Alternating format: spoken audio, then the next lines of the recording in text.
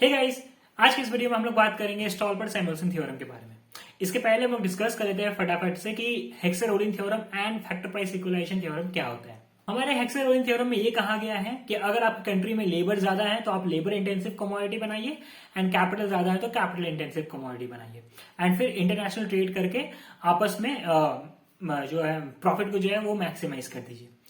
Factor price equalization theorem में ये कहा गया है कि अगर दो प्रोडक्ट्स हैं जिनके फैक्टर्स यूज हम लोग करके हम लोग जो प्रोडक्ट्स बना रहे हैं, एक समय ऐसा आएगा जब जो फैक्टर्स होंगे उसके प्राइस भी इक्वल हो जाएंगे। ठीक है, तो ये हमारा फैक्टर प्राइस इक्विलाइजेशन थ्योरम। अगर आपका ये कंसेप्ट क्लियर नहीं है तो हेक्सर-ओलिन का वीडियो मैंने ऑलरेडी अपलोड किया हुआ है चैनल पे, आप उसको जाके देख सकते हैं।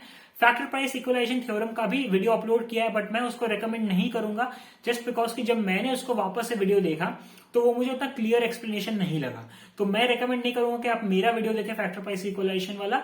बट हाँ, अगर आपको मन है तो आप किसी और का वीडियो या फिर आप बुक से पढ़ सकते हैं, it would be easy for you. Stolper Samuelson theorem जो है वो ये कहता है कि अगर एक आउटपुट का प्राइस में कोई चेंज आता है तो उस आउटपुट के प्राइस में चेंज आने के कारण उसके फैक्टर के प्राइस में भी उतना ही चेंज आए, उतना नहीं बट फैक्टर के प्राइस में भी चेंजेस आएंगे गिवन टू द कंडीशन कि हम लोग जो है पॉजिटिव प्रोडक्शन पे ऊपर काम कर रहे हैं and at the same time with zero economic profit के साथ काम कर रहे हैं। अच्छा, अब ये स्टॉलबर्ट-सैमुअल्सन थ्योरम को हम लोग थोड़ा और अच्छे समझते हैं एक एग्जाम्पल के साथ जिसमें हम लोग ग्राफिकल रिप्रेजेंटेशन की मदद से यही समझेंगे। ओके, सपोज करते हैं कि मेरे पास दो प्रोडक्ट है।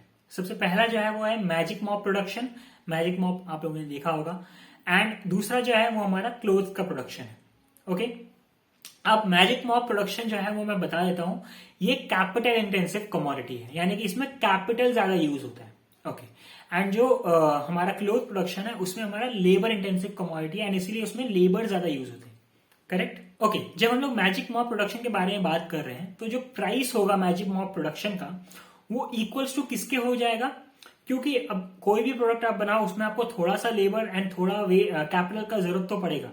तो अब देखो यहाँ पे हमने क्या कहा था डेफिनेशन के अकॉर्डिंग कि हम लोग जीरो इकोनॉमिक प्रॉफिट के ऊपर काम कर रहे हैं। इसका मतलब price of magic mop production is equals to the time given by the labour for to produce each unit of magic mop or to produce each unit of good multiplied by the wage of that labor plus price of the rent of the capital multiplied by the units of capital that we are using to produce magic mop।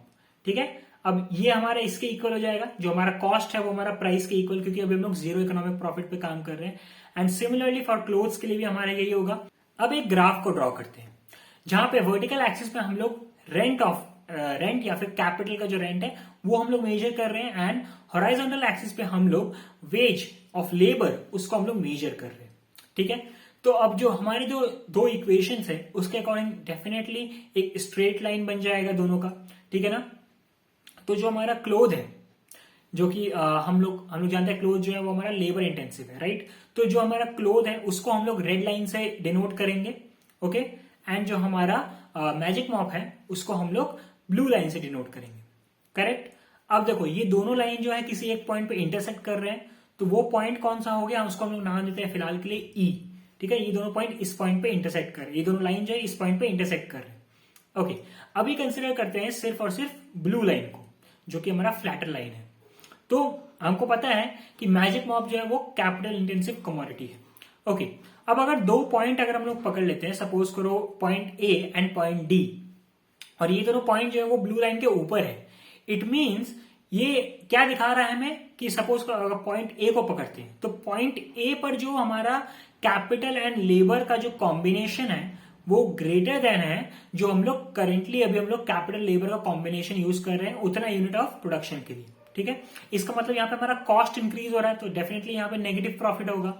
And अगर एक और point है, suppose करो सी पकड़ लेते हैं, जो ये पॉइंट जो है वो ब्लू लाइन के नीचे आ रहा है, इसका मतलब इस कॉम्बिनेशन के मतलब हम लोग उतना ही प्रोडक्शन कर सकते हैं वो भी कम कॉस्ट में। ठीक है ना, इसका मतलब हमें यहाँ पे पॉजिटिव इकोनॉमिक प्रॉफिट हो रहा है।